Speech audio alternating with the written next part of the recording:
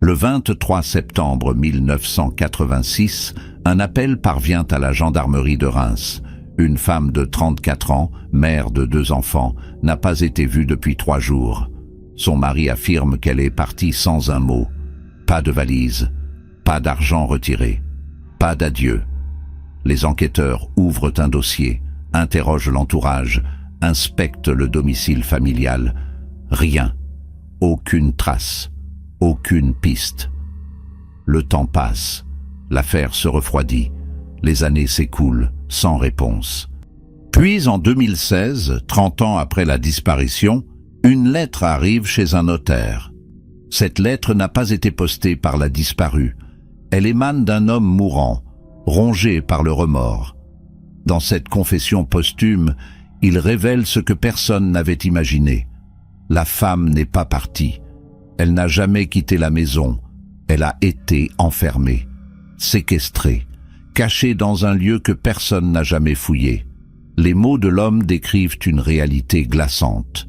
Une vie éteinte entre 4 murs, un secret gardé pendant 3 décennies, un mensonge maintenu jusqu'à la mort. L'enquête reprend aussitôt. Les gendarmes retournent sur les lieux. Ils cherchent ce que le temps a peut-être effacé. Ils interrogent ceux qui ont connu le couple. Ils reconstituent les jours précédant la disparition. Mais 30 ans plus tard, que reste-t-il des preuves? Que reste-t-il des témoignages? Que reste-t-il de la vérité? Cette histoire commence par un silence. Elle se poursuit par une absence. Et elle se termine par une révélation venue d'outre-tombe. Avant de continuer, prenez un instant. Dites-nous dans les commentaires de quelle ville vous nous regardez et quelle heure il est chez vous en ce moment. Nous aimons savoir d'où viennent nos spectateurs. Si ce type de récit vous intéresse, si vous aimez les affaires non résolues et les mystères français, pensez à vous abonner à la chaîne et à activer la cloche pour ne manquer aucune nouvelle histoire. Et si cette enquête vous touche, laissez un pouce bleu. Cela nous aide énormément à continuer. Maintenant, revenons à notre histoire et plongeons dans les détails de cette affaire hors du commun. Reims, préfecture de la Marne, ville conne pour sa cathédrale et son histoire millénaire. C'est ici, dans un quartier résidentiel tranquille, que vit en 1986 la famille Lambert. Thierry Lambert, 38 ans, employé dans une entreprise de textile. Sylvie Vincent, son épouse, 34 ans, ancienne vendeuse, mère au foyer depuis la naissance de leurs enfants. 2 enfants, Stéphanie, 10 ans, et Sébastien, 8 ans. Une vie ordinaire en apparence. Une maison mitoyenne avec un petit jardin clos. Des voisins qui saluent. Des courses le samedi matin. Une routine sans éclat. Pourtant, derrière les murs de cette maison, quelque chose se tisse. Quelque chose que personne ne voit.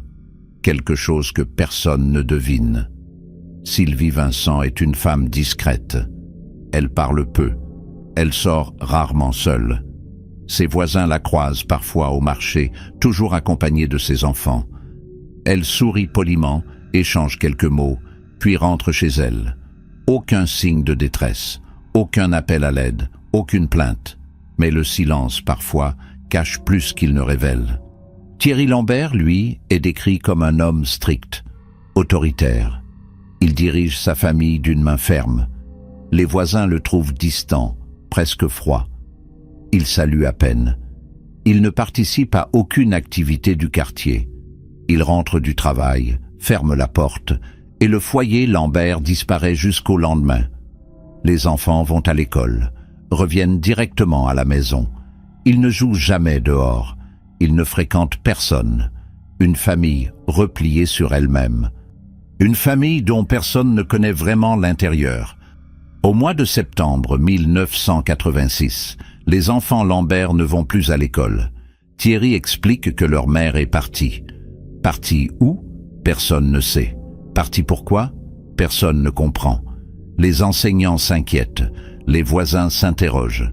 Une mère qui abandonne ses enfants du jour au lendemain, c'est inhabituel. C'est troublant. Mais Thierry reste ferme. Elle est partie. Elle ne reviendra pas, il n'en dira pas plus. Les enfants, eux, ne parlent pas. Ils baissent les yeux, ils obéissent, ils se taisent. Le 23 septembre, une voisine se décide à prévenir les autorités. Elle n'a plus vu Sylvie depuis plusieurs jours.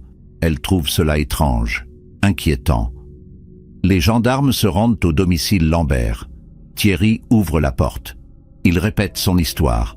Sa femme est partie, elle a quitté le foyer. Non, il ne sait pas où elle est. Non, elle n'a rien emporté. Non, il n'a pas cherché à la retrouver. Les enquêteurs inspectent la maison. Tout semble en ordre, trop en ordre, peut-être. Mais rien ne justifie une perquisition approfondie. Rien ne prouve un crime. Alors il note, il consigne, il classe, et l'affaire commence. Les premiers jours de l'enquête se concentrent sur l'hypothèse d'un départ volontaire. C'est la piste la plus probable. Une femme qui quitte son mari. Cela arrive. Les gendarmes interrogent la famille de Sylvie Vincent. Ses parents vivent à Épernay, à une trentaine de kilomètres de Reims. Ils n'ont aucune nouvelle de leur fille. Ils n'ont reçu aucun appel, aucune lettre. Ils sont sous le choc. Leur fille ne les a jamais contactés pour annoncer un départ. Elle ne leur a jamais parlé de problèmes conjugaux. Ils connaissent Thierry Lambert depuis 15 ans. Un homme sérieux, disent-ils. Un peu strict, mais sérieux. Les enquêteurs vérifient les comptes bancaires. Aucun retrait n'a été effectué depuis le 18 septembre. Le compte joint du couple Lambert est resté intact. Sylvie ne possède pas de carte bancaire personnelle. Elle n'a pas de chéquier à son nom. Toutes les transactions passent par Thierry. Les gendarmes consultent les registres des hôtels, des gares, des hôpitaux de la région. Aucune trace d'une femme correspondant au signalement de Sylvie Vincent. Aucun billet de train acheté. Aucune chambre réservée. Aucune admission aux urgences, comme si elle s'était volatilisée. Les voisins sont interrogés un par un. Tous confirment la même chose. Sylvie était discrète, effacée. Elle ne se plaignait jamais. Elle ne parlait jamais de sa vie privée. Certains avouent ne l'avoir jamais vue seule, toujours accompagnée de ses enfants ou de son mari. Une voisine, Madame Chantal Leroux, se souvient d'une conversation étrange. C'était en juillet 1986, 2 mois avant la disparition. Sylvie faisait ses courses au marché. Elle semblait nerveuse. Elle regardait constamment autour d'elle.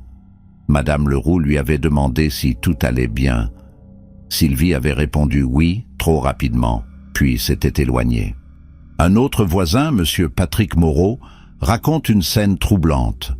Un soir de juin, il avait entendu des cris provenant de la maison Lambert.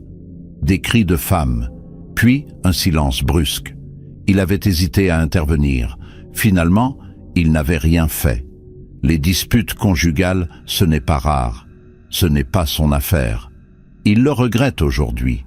Mais à l'époque, personne n'imaginait ce qui se tramait. Personne ne pensait que Sylvie était en danger. Les gendarmes notent ces témoignages. Ils commencent à envisager une autre hypothèse. Et si Sylvie n'était pas partie volontairement? Les enfants Lambert sont interrogés avec précaution. Stéphanie et Sébastien, 10 et 8 ans. Ils sont accompagnés de leur père. Les gendarmes posent des questions simples. « Où est votre maman ?»« Elle est partie », répond Stéphanie. « Quand est-elle partie ?»« Il y a quelques jours. »« Vous l'avez vue partir ?»« Non. »« Elle a dit quelque chose ?»« Non. » Les enfants récitent leurs réponses comme une leçon apprise. Ils ne pleurent pas. Ils ne posent pas de questions. Ils regardent leur père avant de répondre. Les enquêteurs sentent une tension, une peur.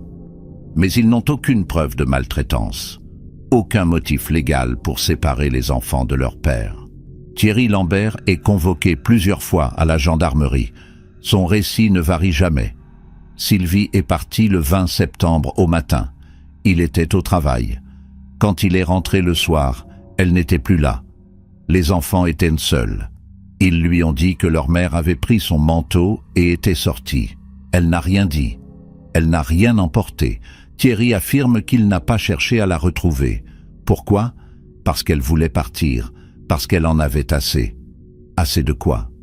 De la vie de famille, de lui, des enfants. Il le dit calmement, sans émotion.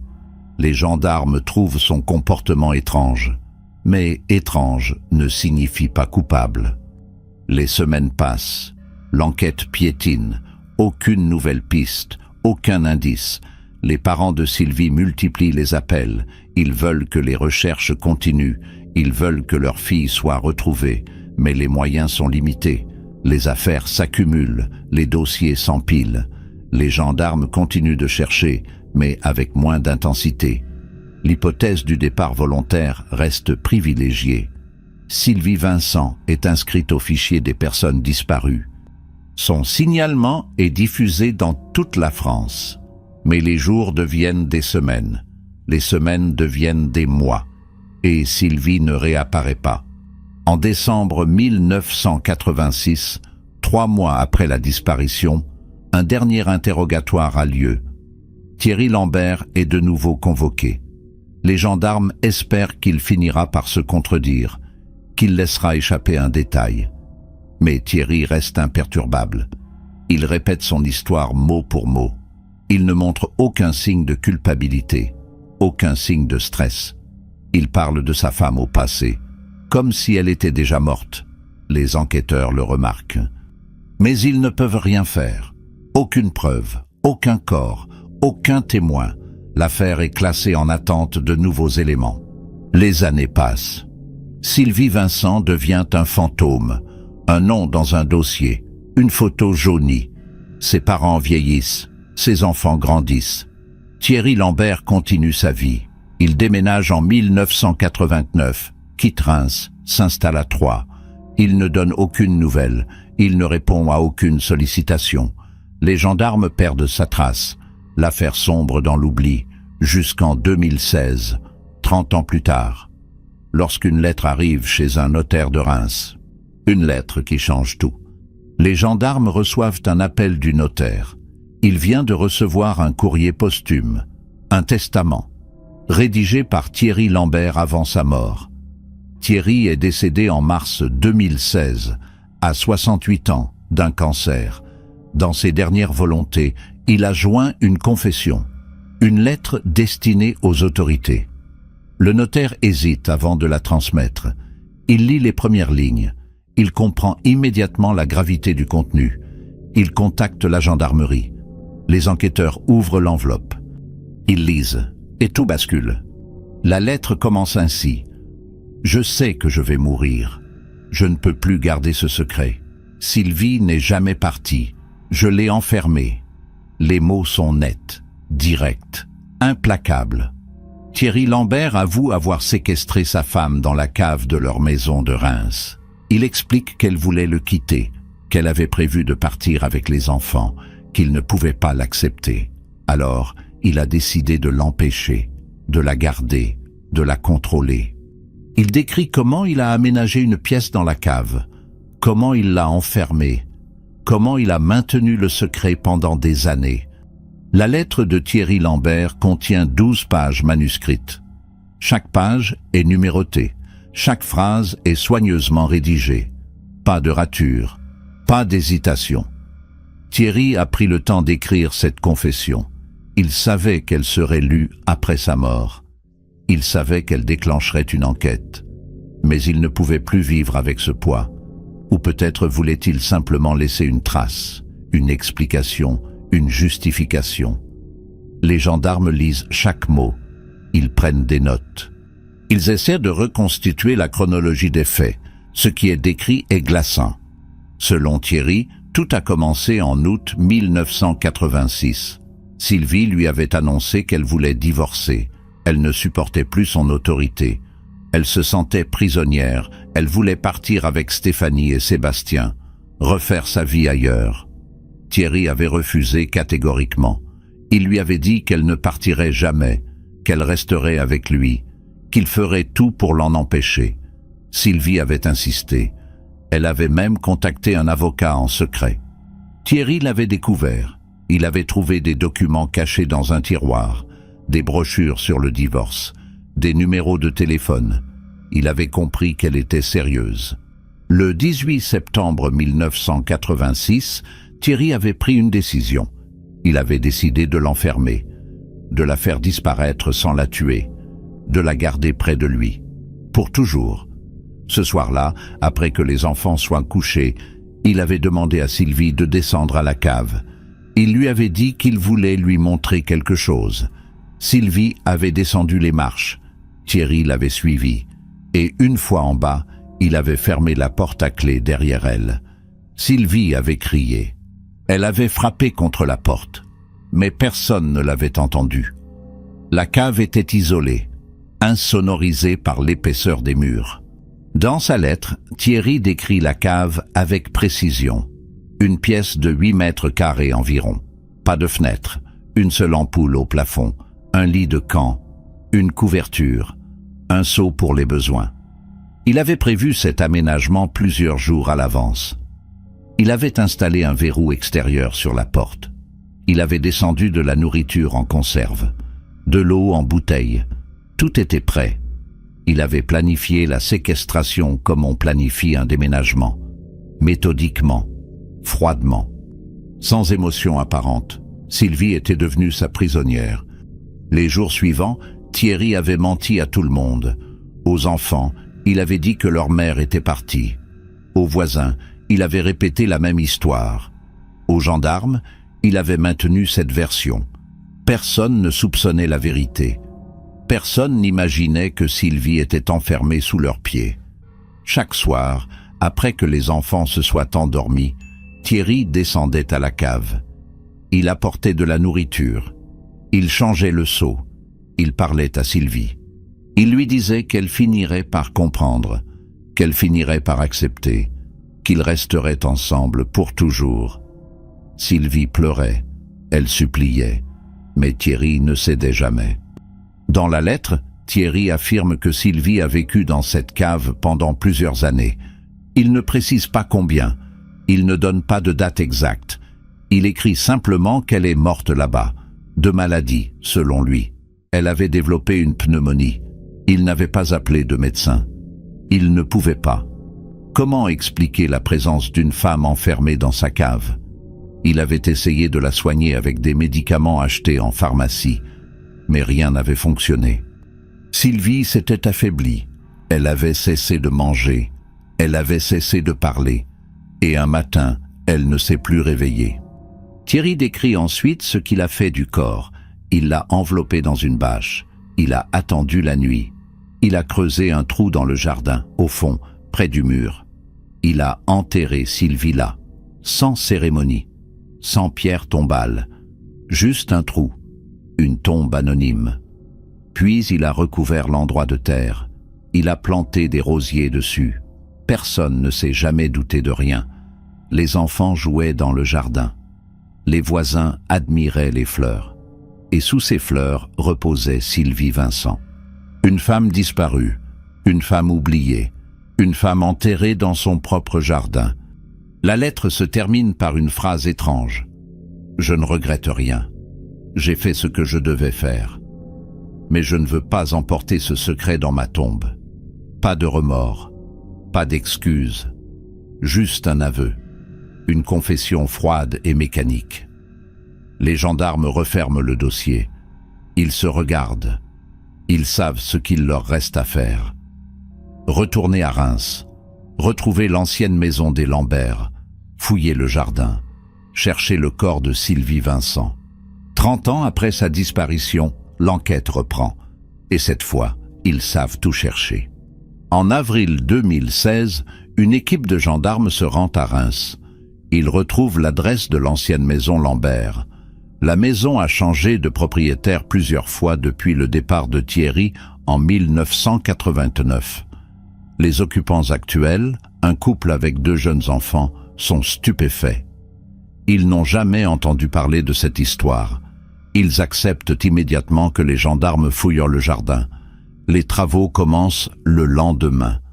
Une équipe de la police scientifique arrive avec du matériel de détection, des chiens renifleurs, des sondes, des pelles. Le jardin est quadrillé. Chaque mètre carré est inspecté. Les fouilles dure 3 jours. Le sol est retourné par sections. Les rosiers, plantés il y a 30 ans, sont déracinés. Les gendarmes creusent méthodiquement. Ils cherchent un corps, ou des restes, ou des traces. Mais ils ne trouvent rien, aucun ossement, aucun vêtement, aucune preuve. Le jardin est entièrement retourné. Chaque recoin est inspecté. Mais le sol ne révèle rien. Les chiens ne réagissent pas. Les sondes ne détectent rien. C'est comme si Sylvie n'avait jamais été là. Comme si la confession de Thierry était un mensonge, ou une hallucination, ou une ultime manipulation posthume. Les gendarmes retournent à l'intérieur de la maison. Ils demandent l'autorisation de fouiller la cave. Les propriétaires acceptent. La cave a été rénovée depuis 1989. Les murs ont été repeints. Le sol a été recouvert de carrelage. Mais les gendarmes inspectent chaque détail. Ils cherchent des traces d'une pièce condamnée, d'un espace caché, d'un mur qui aurait été reconstruit. Ils utilisent des caméras thermiques, des détecteurs de vide.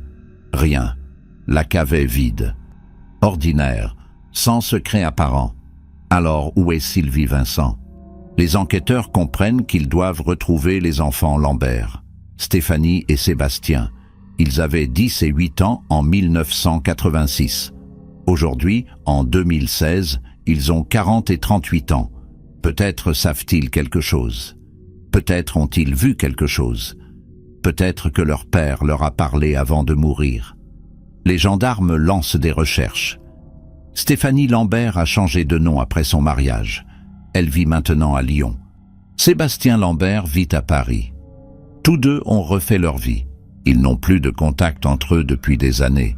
Stéphanie est contactée en premier. Les gendarmes se présentent chez elle un matin de mai 2016. Elle ouvre la porte. Elle les regarde. Elle comprend immédiatement pourquoi ils sont là. Elle les fait entrer. Elle s'assoit. Elle attend. Les enquêteurs lui expliquent la situation. Ils lui parlent de la lettre posthume de son père, de la confession, de la disparition de sa mère. Stéphanie écoute sans un mot. Puis, elle se met à pleurer. Pas de sanglots, juste des larmes silencieuses. Elle dit qu'elle savait, qu'elle a toujours su. Stéphanie raconte.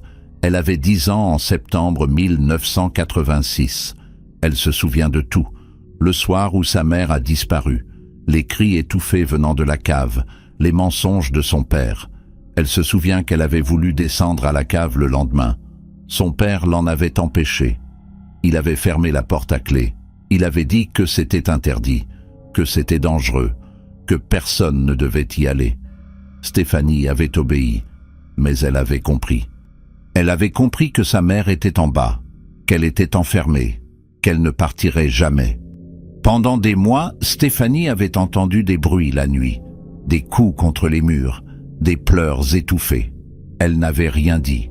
Elle avait peur de son père, peur de ce qu'il pourrait faire, peur de finir elle aussi enfermée. Alors, elle s'était tue. Elle avait fait semblant de croire l'histoire du départ.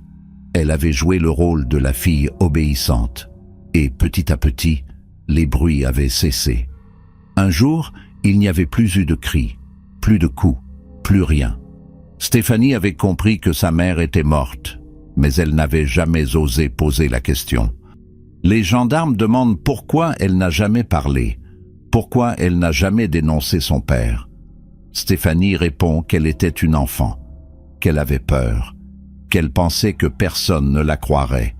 Et puis, avec le temps, elle avait refoulé ses souvenirs, elle avait essayé de les oublier, de les enterrer, de construire une nouvelle vie.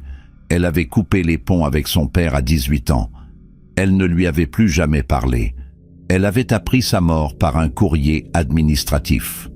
Elle n'était pas allée à l'enterrement. Elle ne voulait rien savoir. Elle voulait juste oublier.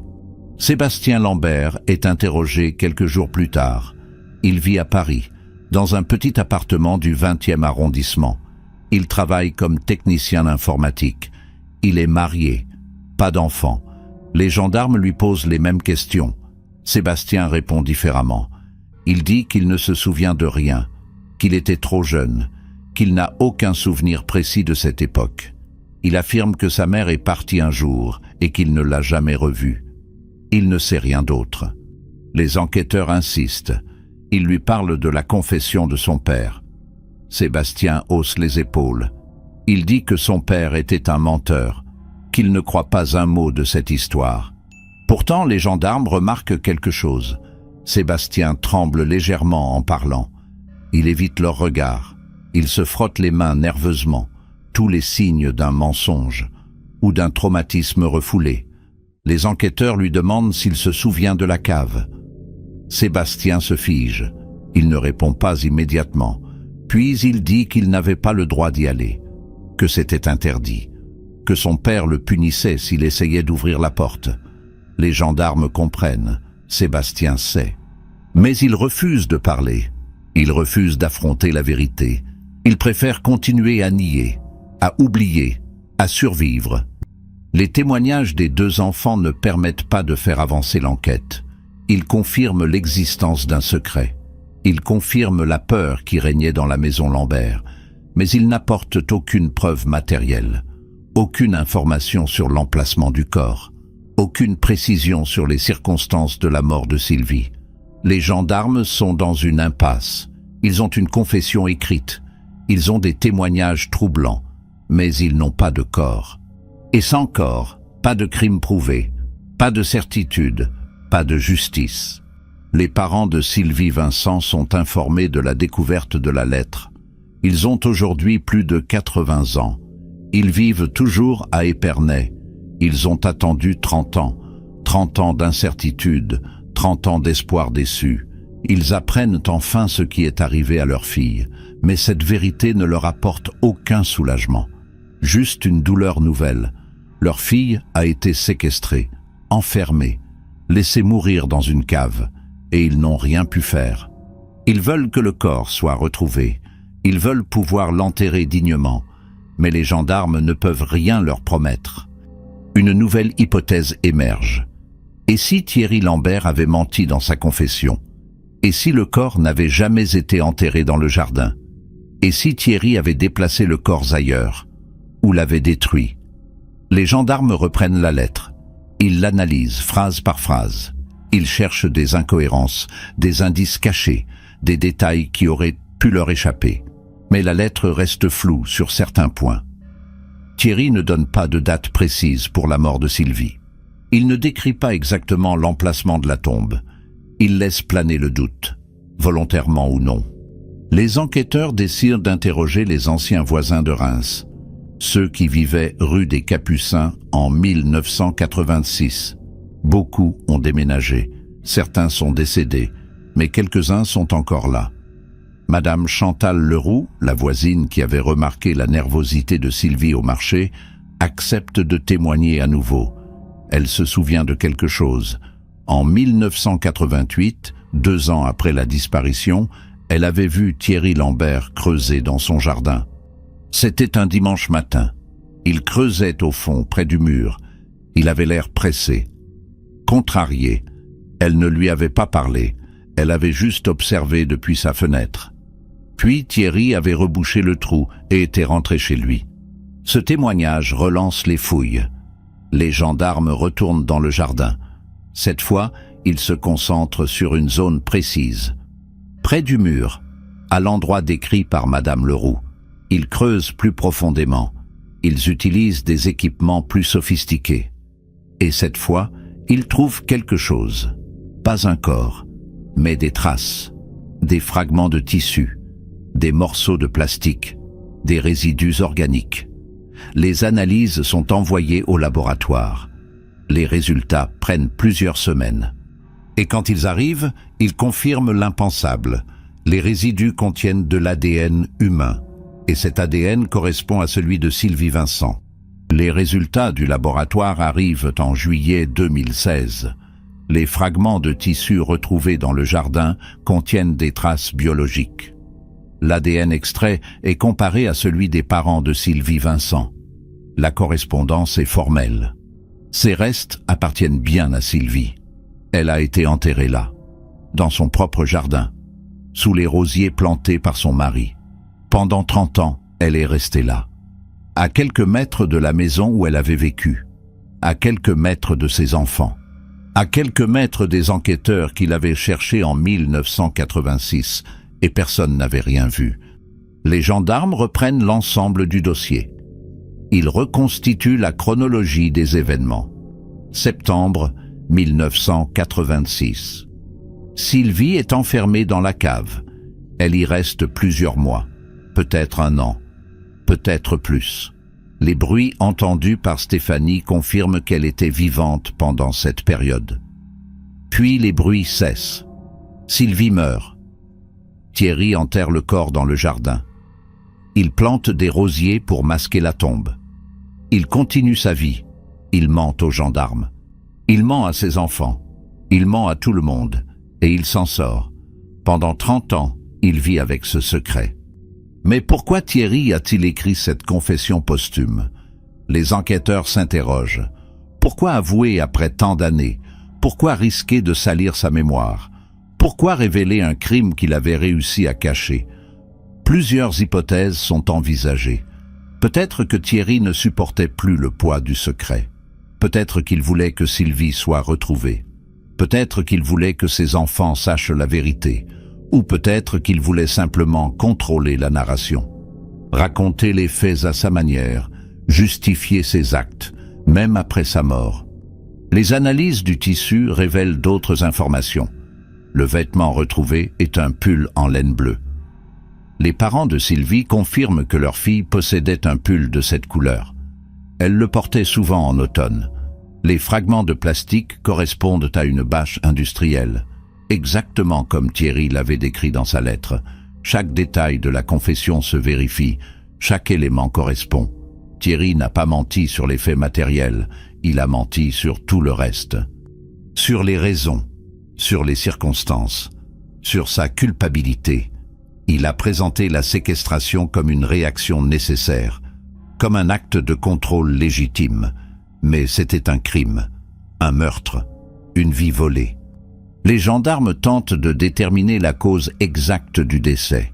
Les restes retrouvés sont trop fragmentaires pour une autopsie complète. 30 ans sous terre ont détruit la plupart des tissus organiques. Seuls subsistent quelques os, des fragments de vêtements et des traces d'ADN. Impossible de savoir si Sylvie est morte de maladie, comme Thierry l'affirme, ou si elle a été tuée. Impossible de savoir si elle a été privée de soins volontairement. Impossible de prouver la préméditation. Les experts légistes concluent que la mort remonte à environ 28 à 30 ans, ce qui correspond à la période entre 1987 et 1989. Le témoignage de Madame Chantal Leroux prend alors tout son sens. Elle avait vu Thierry creuser dans le jardin en 1988, 2 ans après la disparition. Cela signifie que Sylvie était encore vivante en 1987, qu'elle a passé au moins 1 an enfermée dans cette cave, 1 an sans lumière du jour, 1 an sans contact humain, 1 an à supplier, à espérer, à mourir lentement. Les enquêteurs imaginent l'horreur de cette situation. Une femme prisonnière sous sa propre maison, pendant que la vie continue au-dessus d'elle, pendant que ses enfants grandissent sans elle, pendant que son mari joue le rôle du veuf abandonné. Les anciens collègues de Thierry Lambert sont interrogés.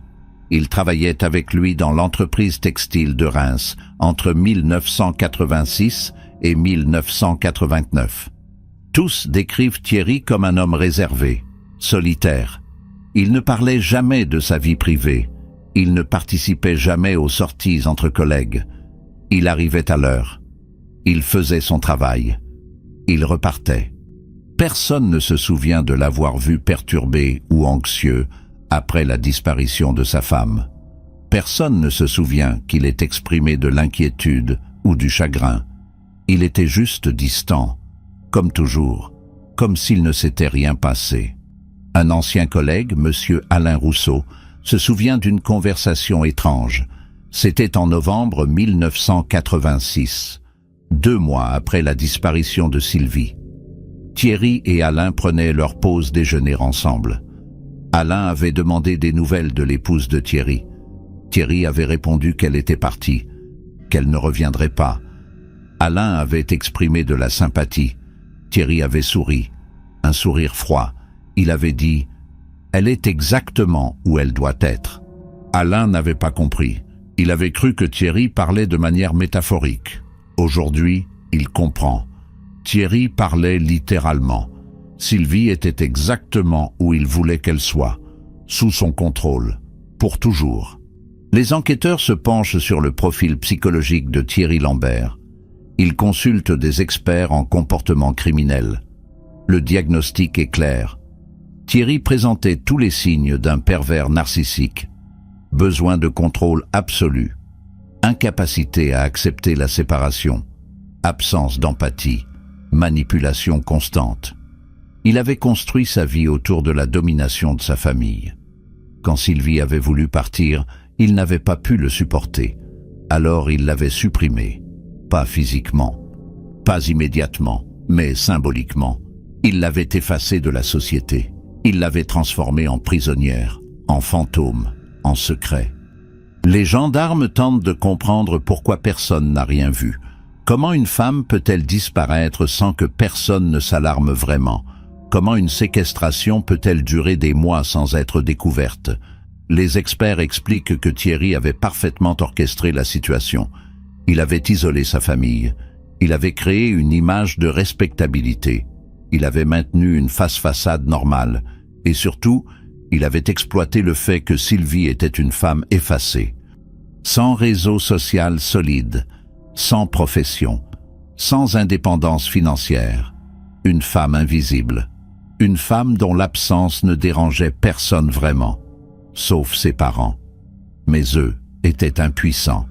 Le dossier est transmis au procureur de la République de Reims. Mais un problème se pose. Thierry Lambert est mort. On ne peut pas juger un mort. On ne peut pas le condamner. On ne peut pas lui faire payer ses crimes. L'affaire est donc classée sans suite sur le plan pénal. Il n'y aura pas de procès, pas de verdict, pas de justice au sens strict. Seulement la vérité. Une vérité révélée 30 ans trop tard. Une vérité qui ne répare rien, qui ne ramène personne, qui ne soulage personne. Juste une vérité froide et terrible. Sylvie Vincent a été séquestrée. Elle est morte. Elle a été enterrée dans son jardin. Et son bourreau a vécu libre jusqu'à sa mort. Malgré la découverte des restes et la confession de Thierry, de nombreuses questions demeurent. La première concerne les enfants. Stéphanie et Sébastien Lambert. Quel rôle ont-ils vraiment joué? Stéphanie affirme qu'elle savait, qu'elle avait peur, qu'elle était une enfant terrorisée. Sébastien, lui, refuse de parler. Il nie, il fuit. Mais tous deux ont vécu dans cette maison pendant des mois après la séquestration. Ils ont entendu les cris. Ils ont vu leur père descendre à la cave chaque soir. Ils ont senti la tension, l'angoisse, le secret. Pouvaient-ils réellement agir? Avaient-ils le choix? Ou étaient-ils eux aussi des victimes? Les psychologues consultés par les gendarmes estiment que les enfants étaient dans une situation d'emprise totale. Thierry exerçait sur eux une autorité absolue. Il les avait conditionnés à obéir, à ne pas poser de questions, à ne pas contester. Stéphanie et Sébastien vivaient dans la peur constante, peur de déplaire, peur d'être punis, peur de subir le même sort que leur mère. Cette peur les a paralysés, elle les a empêchés de parler, elle les a transformés en complices involontaires, en témoins silencieux d'un crime qu'ils n'avaient pas la force de dénoncer. Peut-on leur en vouloir? Peut-on les juger? Les experts répondent que non, ils étaient des enfants, des victimes collatérales. Une autre question concerne la durée exacte de la séquestration. Combien de temps Sylvie a-t-elle vécu enfermée? Les analyses situent sa mort entre 1987 et 1989. Cela signifie qu'elle a survécu entre 1 et 3 ans dans cette cave. 1 an minimum, peut-être 2, peut-être 3. Les gendarmes essaient d'imaginer ce que cela représente. 1000 jours dans le noir, 1000 nuits sans espoir, 1000 tentatives de crier, 1000 prières sans réponse. Comment une personne peut-elle survivre psychologiquement à une telle épreuve? Les experts affirment qu'elle ne survit pas, qu'elle meurt intérieurement bien avant de mourir physiquement. Thierry descendait-il vraiment chaque soir? Apportait-il vraiment de la nourriture? Parlait-il vraiment à Sylvie? Ou l'a-t-il simplement abandonnée là? La confession reste vague sur ces détails. Thierry se présente comme un geôlier attentionné, comme quelqu'un qui prenait soin de sa prisonnière. Mais est-ce la vérité? Ou est-ce une dernière manipulation? Un dernier mensonge pour atténuer l'horreur de son acte? Les gendarmes penchent pour la seconde hypothèse. Thierry a menti toute sa vie. Il n'y a aucune raison de le croire maintenant. Même mort, même dans sa confession, il ment encore. Les parents de Sylvie obtiennent finalement l'autorisation d'organiser des funérailles. Les restes de leur fille sont placés dans un cercueil. Une cérémonie discrète a lieu à Épernay en septembre 2016, exactement 30 ans après la disparition. Quelques proches sont présents. Stéphanie Lambert assiste à l'enterrement. Elle pleure en silence. Sébastien, lui, ne vient pas. Il envoie un message disant qu'il ne peut pas, qu'il n'est pas prêt, qu'il ne le sera jamais. Les parents de Sylvie enterrent leur fille. Enfin, après 3 décennies d'attente. Mais cette inhumation ne leur apporte aucune paix, juste une douleur différente. L'affaire fait la une des journaux locaux. Les médias s'emparent de l'histoire. Une femme séquestrée par son mari, enfermée dans sa propre maison, morte dans une cave, enterrée dans son jardin. Les titres sont sensationnalistes, les commentaires se multiplient. Certains accusent les enfants, d'autres accusent les voisins, d'autres accusent les gendarmes qui n'ont pas assez cherché en 1986. Tout le monde a une opinion, tout le monde sait ce qu'il aurait fallu faire. Mais personne n'était là, personne n'a rien vu, personne n'a rien fait. Et Sylvie Vincent est morte seule, dans le noir, oubliée. Les enquêteurs réexaminent le dossier de 1986. Ont-ils commis des erreurs? Auraient-ils pu découvrir la vérité plus tôt? La réponse est oui. Ils auraient dû fouiller la cave plus minutieusement. Ils auraient dû interroger les enfants séparément. Ils auraient dû insister davantage auprès de Thierry. Mais à l'époque, les moyens étaient limités, les procédures moins strictes, les droits des victimes moins protégés. On croyait les maris. On respectait la vie privée des familles. On ne soupçonnait pas ce genre d'horreur. Aujourd'hui, les choses ont changé. Mais pour Sylvie, c'est trop tard. Beaucoup trop tard. Une question demeure. Pourquoi Thierry a-t-il quitté Reims en 1989? Pourquoi déménager 3 ans après la disparition? Les gendarmes trouvent la réponse dans les archives municipales. Thierry avait vendu la maison en avril 1989. Il avait déménagé à Troyes avec ses enfants. Puis, quelques années plus tard, il s'était installé à Dijon. Toujours en mouvement, toujours ailleurs, comme s'il fuyait quelque chose. Comme s'il essayait de mettre de la distance entre lui et son crime. Mais on ne fuit pas un secret. On le porte, partout, toujours, jusqu'à la mort. Les nouveaux propriétaires de la maison de Reims demandent une expertise psychologique. Ils ne peuvent plus vivre là. Ils savent qu'une femme est morte sous leur jardin, qu'elle a été enterrée là pendant 30 ans. Ils sentent sa présence. Ils entendent des bruits la nuit. Peut-être est-ce leur imagination. Peut-être est-ce la culpabilité de vivre dans un lieu marqué par le crime. Ils décident de vendre. Mais qui voudra acheter une maison avec une telle histoire? Qui voudra jardiner là où reposait un cadavre? La maison reste vide, abandonnée, hantée par le souvenir de Sylvie Vincent. Stéphanie Lambert accepte une dernière interview avec les gendarmes. Elle veut parler. Elle veut expliquer. Elle dit qu'elle a passé 30 ans à essayer d'oublier, 30 ans à refouler, 30 ans à faire semblant que rien ne s'était passé. Mais maintenant que la vérité est révélée, elle ne peut plus se taire. Elle raconte les nuits où elle entendait sa mère pleurer, les matins où elle descendait déjeuner en sachant que sa mère était enfermée en dessous, les dimanches où elle jouait dans le jardin sans savoir qu'elle marchait sur sa tombe. Elle dit qu'elle rêve de sa mère chaque nuit, qu'elle la voit dans la cave, qu'elle entend ses appels à l'aide. Stéphanie révèle un dernier détail, un détail qu'elle n'avait jamais osé dire. Un soir de 1987, alors que son père dormait, elle était descendue à la cave. Elle avait pris la clé cachée dans le tiroir de la cuisine.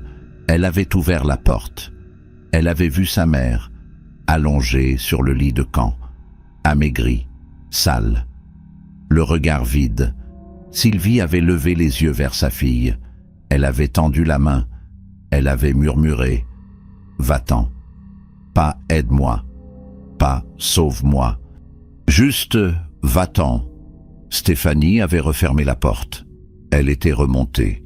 Elle n'y était jamais retournée. Ce souvenir la hante encore. Sébastien Lambert ne donnera jamais sa version. Il refuse tout contact avec les gendarmes après le premier interrogatoire. Il refuse tout contact avec sa sœur. Il refuse de parler de son père, de sa mère, de son enfance. Il a construit un mur autour de ses souvenirs. Un mur infranchissable. Il préfère nier, oublier, survivre. Les psychologues expliquent que c'est un mécanisme de défense, que Sébastien s'est dissocié de son passé pour pouvoir continuer à vivre, qu'il ne pourra peut-être jamais affronter la vérité, qu'il restera prisonnier de ce secret, exactement comme sa mère était prisonnière de cette cave. L'affaire de Sylvie Vincent reste aujourd'hui un exemple glaçant de ce que le contrôle et la domination peuvent produire. Une femme a disparu en 1986. Elle n'est pas partie. Elle n'a pas fui. Elle a été effacée, volontairement, méthodiquement, par l'homme qui avait promis de la protéger. Son mari, le père de ses enfants, l'homme en qui elle avait eu confiance. Thierry Lambert a transformé sa maison en prison. Il a transformé sa femme en prisonnière. Et il a vécu avec ce secret pendant 30 ans, sans remords, sans culpabilité apparente, jusqu'à sa mort. La confession posthume de Thierry soulève plus de questions qu'elle n'apporte de réponses. Pourquoi avoir avoué? Pour soulager sa conscience? Pour contrôler la narration une dernière fois? Pour punir ses enfants en les obligeant à affronter la vérité? On ne le saura jamais. Thierry est mort. Il a emporté ses motivations réelles dans la tombe. Tout ce qui reste, ce sont ses mots. Des mots froids, calculés, dépourvus d'humanité. Des mots qui décrivent un crime comme on décrirait une tâche administrative. Avec détachement, avec précision, sans émotion. Sylvie Vincent repose aujourd'hui au cimetière d'Épernay. Sa tombe porte une simple inscription, son nom, ses dates de naissance et de décès, rien d'autre. Ses parents viennent la voir chaque semaine. Ils déposent des fleurs. Ils parlent à leur fille. Ils lui demandent pardon de ne pas avoir pu la sauver. Ils pleurent la vie qu'elle n'a pas vécue, les années volées, les moments perdus, les petits-enfants qu'elle n'a jamais connus. Stéphanie vient parfois, Sébastien, jamais. Le crime de Thierry Lambert a détruit plus qu'une vie. Il a détruit une famille entière. Cette histoire nous rappelle que les monstres ne portent pas toujours de masque, qu'ils vivent parmi nous, qu'ils ont des emplois, des voisins, des familles, qu'ils sourient, qu'ils parlent poliment, qu'ils semblent normaux. Thierry Lambert était un homme ordinaire. Personne ne le soupçonnait. Personne n'imaginait ce qu'il était capable de faire. Et c'est précisément ce qui rend cette affaire si terrifiante. Si cela a pu arriver à Sylvie Vincent, cela peut arriver à n'importe qui. Dans n'importe quelle maison, dans n'importe quelle rue, dans n'importe quelle ville de France.